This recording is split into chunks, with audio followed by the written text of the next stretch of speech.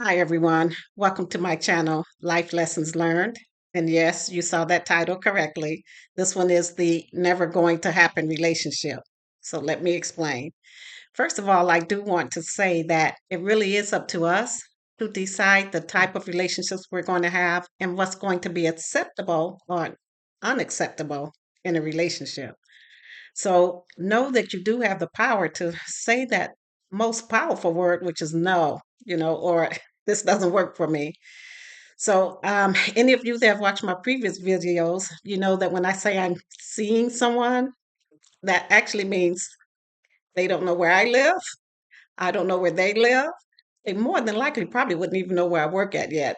And that's for the first few months when I'm getting to know someone. Now, keep in mind, I know people don't do that anymore. I'm not like that.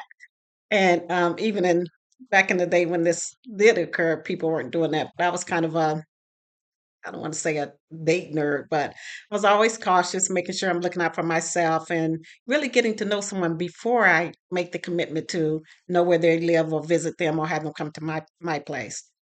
So with this particular gentleman, we have been talking and going out for 2 months. So I do know it was a good 2 months. And you do different things when you go out. Sometimes I would go skating with them. Sometimes we would go bowling. We would go to a movie, go to dinner, things like that. So all of those times I'm getting to see how he reacts in different environments. And of course, he can see how I'm reacting in different environments. I can see how he treats people and, what kind of camaraderie he has overall. So I was feeling really comfortable with him. I'm like, okay, it's been a while. We've been talking, we've been going out, I'm comfortable enough to, not take it further, but at least let him know where I live. So we had decided, or I should say, I invited him over for dinner one night. So of course that meant he wouldn't have to know where I live. I mean, duh. And I was okay with that. And to prepare for that, of course, you go shopping and you buy all of the ingredients of all the things that you want to have, for the meal. And I'm like, I'm gonna get this, I'm gonna get that. So I bought quite a bit of groceries because remember, it wasn't just me as well. I mean, it was going to be he and I on the date, but I was also doing, my weekly grocery shopping. So I had quite a few bags. And there was a worker in the store at the time that, how they say, do you need help with your bags or do you need, assistance getting to your car? And I had so many bags. I was like, I guess so. Yeah, that's cool. So I did that. And so this gentleman came out and he put the groceries in the trunk. No big deal, right? I mean, that's what they do. So get home. I've, excited about having this dinner date and cooked everything perfectly, I might add. Okay. You know how everyone has like two or three favorite dishes that they make? I'm the kind to say, girl, you're gonna like all my food. It may not be true, but that's my thought, okay? But anyway, um, really excited and everything. And he came over at the right time. He wasn't late or anything like that. And he wasn't late to any of our dates or anything. A very punctual guy, a gentleman. Like I said, I felt comfortable with him. Well, when I went to the door to let him in, he was a little bit hesitant. Like, I don't know what it was for, but he was just stood there at the doorway for a second. I was like, come on in. We're not gonna have dinner out on the porch. And he stepped in and he was really quiet. So I said, what's going on? And he was like, why don't you tell me what's going on? I'm like, okay, what's the tell? I made dinner. You're here for dinner. What the hell? And so I said, what do you mean by that? He says, is there anything you want to tell me today? No, what is there to tell? What are you getting at? And he said, well, where did you go today? Which now, remember, this is one of the reasons why I'm cautious. But when you see these red flags, I don't care if it's 2 months or however long it's been. When you see something that's not only not acceptable, but it's not going to be acceptable. But I'm like, okay, it's that it's not that difficult of a. I mean, okay, what's going on? But I was like, where did I go today? I'm marking off the places I've been, and I was like, oh, of course I went, grocery shopping so I can get the meal and everything together. He was like, well, did you, meet anyone at the store? I'm like, meet anyone? Who the hell will I be meeting at a grocery store? but I didn't go there. I was like, No, why?" And he was like, "Well, I saw someone helping you with your groceries to the car." I'm like, "Okay, you got to be effing kidding me, right?" That's what I'm thinking. So my mind is first, I'm thinking he's joking because I mean, what the hell? But anyway, and I was like, not, and this was one of the first times I actually receive that help. Normally, I just tell people, "No, I can get it. I can get my own groceries." But this particular time, I had said, it, and I had forgotten all about it actually at that point. And I said, "Oh yeah, they had one of the workers come out, bring my groceries to the car. Why? What's the deal?" He was like, "Oh, so that was someone you didn't know." And I was like, "Why would I know him?" So this guy, this is a true story. Please remember everything I'm telling you guys actually happened to me in my lifetime. Don't ask me why. He stood up and he's, as I said, I'm 5'7", and he's probably about 6'4", 6'5", which I mean, I don't even know if that has anything to do with the story, but actually it does, because when people are trying to be intimidating and they're tall, then they stand over you. Okay. So anyway, he walks up to me and he says, uh, like I said, I I have been comfortable with him up until this point. He said, "If I ever find out," and you have to remember, we're not, I mean, we've gone out and we've been talking, but we haven't said, it's not like I said, "I want to be your girl." I mean, we were still getting to know each other in my book. But of course, most guys, if you're seeing someone for 2 months and you haven't held hands or kissed or did anything, they're like, "This better be my woman by the time it's over with."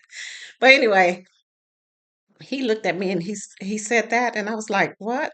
And he said, "If I ever find out you're seeing someone behind my back, woof, I got to tell you guys, you know how they say you see red when you're really angry?" I was like, that's like a cartoon. Well, it wasn't funny. It wasn't funny at all at this point. I was like, did he just threaten me? I mean, yeah, it's a threat. And you guys already know I used to teach um, peer mediation, uh, peaceful paths to, you know, negotiation, all of that. That shit went out the window, okay? I was like, he, okay, it's not, I can't even get it out. It's bad enough to receive a threat. To receive it in your own home, oh no, it's on. So I was like, this is not going to work out. But I didn't say that. What I did is, because he's right there at me and I'm looking up at him, I said, first of all, you got the wrong person here. I said, I know someone that would take you out for a pack of cigarettes. And right now, I would buy him a carton. I was pissed. I didn't smile. He knew I meant exactly what I said. He looked at me for a second and I guess he got his bearings, because then he said, "Oh, girl, I was just playing with you. I was just wanting to see what you were going to do. I was going to buy that carton of cigarettes, is what I was going to do." So I said, I don't think this is going to work out for me. I think you should leave. And he was like, "Before dinner?" "Yeah, before dinner. Do you think you're going to eat after a threat? I mean, what the hell?" So, of course, he protested for a few minutes more and he was like, "Well, I didn't think it was going to be like that. I really was just playing." I was like, "But that's not a kind of playing that I do. I don't joke around with people about attacking them physically. I don't joke around with them about if I ever catch you with someone else." Uh, None of that made any sense to me. And I was like, 2 months wasted, okay? But was it really a waste? Because sometimes people can put up a facade for 2, 3, 4 months in different situations and different scenarios. And then something like that happens and it brings out the real them. So for me, as I've said before, I don't make excuses when I see that. I don't come up with a reason or try to figure out what they were thinking, or maybe he was really joking. It didn't matter to me. What mattered to me was what I would allow, promote, or create in this relationship. And if I had done that, that would have set the tone for the rest of that relationship. So this is not just for the ladies, it's for the men as well.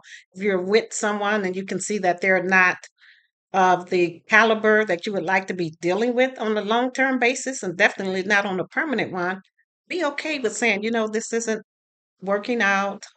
We're not going to row this boat further out into the ocean with no lifeboats. And I'm not going to continue to create something for me that I do not want to experience. So that one was this one is a pretty short video, but it's short because the date really didn't happen. And this is the relationship that was never going to be a relationship. And I was more than okay with that, of course.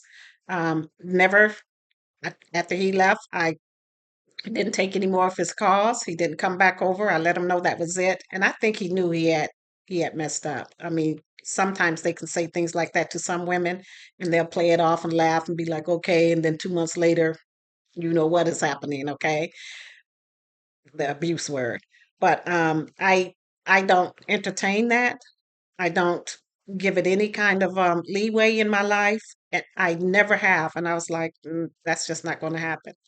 So that was the end of that one. And again, you know my mantra at the end of my videos, knowledge is in the knowing, but wisdom is in the doing. So I could have said, yeah, I knew that he was just, said that, or he was only joking. To know a thing is one thing, but to do something means to have action. And my action spoke louder than words in that particular situation. And if you can do that, peacefully, because some people may say, well, what if he knocked you down in your house and beat the hell out of you? I was like, yeah, all of those are possibilities. But he would have had to have a lot of knocking down to do for one thing. And I am not one to say that a woman can hold her own with a man. Okay, now I'm going to hear a lot. Some women probably can, but as a whole, overall, men are the ones that are stronger, more muscular, more capable of overpowering women than women are of overpowering men. So I'm just going to say that. Um, Not to malign any women out there that are, able to do all of that. Plus, we do have, well, many of us have ways to protect ourselves in our home. So I'll just leave that at that. But that was really an interesting experience. And again, just remember it's up to you to decide what you will accept in or outside of a relationship. And when I say relationships, of course, I'm talking about the one on one male female type of relationship. But for me, it's the same in your work relationships or in your community ones. You don't have to allow anyone to just say or do or be any kind of way around you and it's acceptable or it's okay or you just didn't want to say anything. Speak up. You have to. If you don't use your voice, no one else is going to use it for you. So anyway, that's that. And I'll see you guys on the next round.